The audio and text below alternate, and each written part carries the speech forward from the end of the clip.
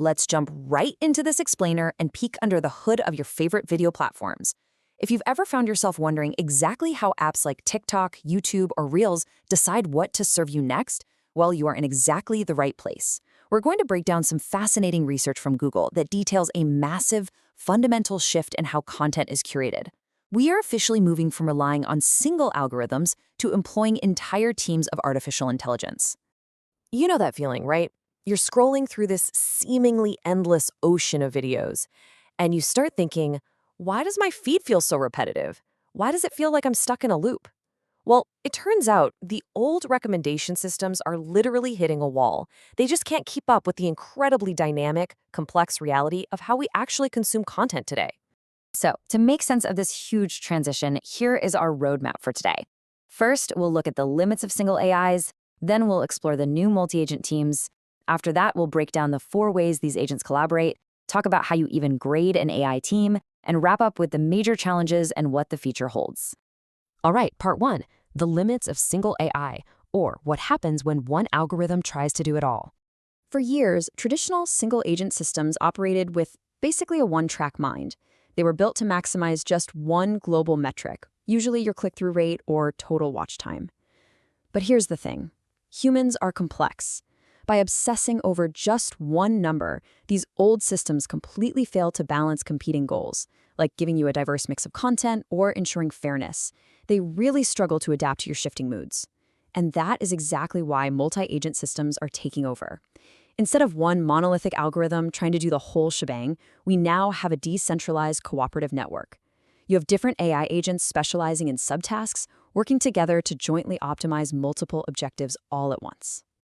Moving on to part 2, enter the multi-agent team, where AI gets its own specialized corporate structure. Now, the big question is, why do we even need a team in the first place? The answer comes down to something researchers call the modality gap. Video files are unbelievably dense. You've got moving visuals, audio tracks, text, and specific temporal pacing. And right now, there is no single foundation model that can ingest all of that raw data at the pixel level to perform high-level reasoning. It's just too much. To solve this, researchers essentially decouple the process. They use specialized perception agents that act like diligent researchers. They watch and summarize the raw video into text.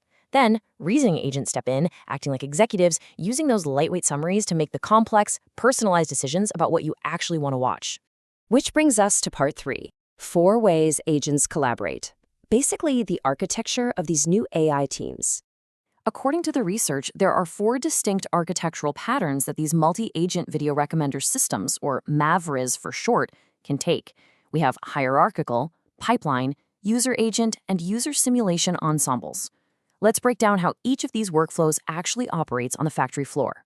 First up is hierarchical orchestration. Think of this like a literal corporate ladder. You have a central coordinating agent, let's call it the boss, directing subordinate agents. For example, in a system called the MMRF framework, that main boss agent focuses exclusively on the primary goal, which might be maximizing your overall watch time.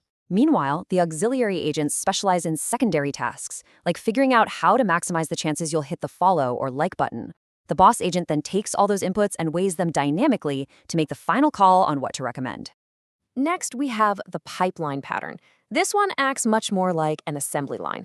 A great example of this is the MAVRS system, where the process is totally sequential. It starts with a task interpreter converting your query into a structured task, then a manager agent assigns subtasks. After that, a searcher agent actually goes out, runs the queries, and summarizes the results. And finally, and this is the cool part, a reflector agent evaluates the manager's proposed response and gives it feedback before you ever even see it. It is a constant step-by-step refinement process. The third pattern is user-agent collaboration. And honestly, this one flips the script entirely. The focus here is on conversational interfaces that give you, the user, direct control. A system called TKGPT illustrates this perfectly. Imagine literally chatting with an AI duo to explicitly fix your For You feed. A recommender assistant interprets what you're asking for in natural language, and a sorting assistant assigns weights to adjust your video topics in batches. It takes your intent and translates it into concrete algorithmic adjustments, giving you a massive sense of agency over your own feed. Finally, we have user simulation ensembles. What is wild about this setup is that it doesn't even serve real users directly. Instead, it uses agents to create a simulated population. Systems like Agent for Rec generate thousands of high-fidelity synthetic users, each with their own unique tastes and social traits. Researchers use this simulated mini-world to test complex macro phenomena, things like filter bubbles, in a completely safe sandbox, without risking the experience of actual human users in a live A/B test. All right, part 4, grading the AI team. Because once you have a team of AIs, how do you actually evaluate multiple minds working together? The reality is, standard metrics just aren't enough anymore. You can't just look at whether someone clicked a video and call it a day. Researchers are now using 5 agent-centric dimensions. They look at task-specific performance, like how good is this agent at summarizing a video? They measure coordination by tracking the literal communication overhead between agents. They monitor system-level robustness to see what happens if one of the agents suddenly fails. Crucially, they measure human alignment, meaning do these agents respect fairness and actually give the user a sense of agency? And lastly, scalability, tracking the cold, hard economic token cost of running this entire team for a single request. Finally, part 5, challenges and the future. Let's look at the roadblocks currently in the way and what's coming next. Let's be real, there are 2 massive hurdles keeping this from being everywhere tomorrow. First is cost and scalability. Running thousands of large language model agents simultaneously for billions of users has an absolutely prohibitive computational and financial overhead right now. It is just too expensive. The second hurdle is evaluation. It is incredibly difficult to validate whether the simulated synthetic users in those AI sandboxes actually reflect real human quirks, our irrationalities, and our constantly drifting tastes. And of course, we cannot forget the multimodal grounding challenge. Remember that modality gap we talked about? Yeah, current agents are still mostly text-centric. They are forced to rely on compressed, lossy text summaries of videos. They really struggle to truly watch and perform deep, cross-modal reasoning directly on the raw visual and audio streams themselves. There's still a big gap in having the AI truly understand the video content the exact same way a human would.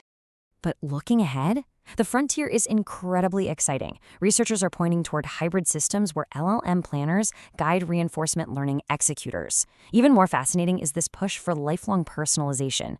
Imagine having an on-device agent, a federated collaborator that dynamically builds a long-term memory of your unique preferences without ever compromising your privacy. We are actively moving towards self-improving meta-agents that autonomously evolve their policies alongside you. They're shifting from being simple content delivery tools into deeply personalized companions. So, knowing all of this, knowing that the simple algorithms of the past are being rapidly replaced by entire corporate teams of artificial intelligence working behind the scenes, the final question you have to ask yourself is this: are you ready for a video feed that learns, talks, and evolves with you?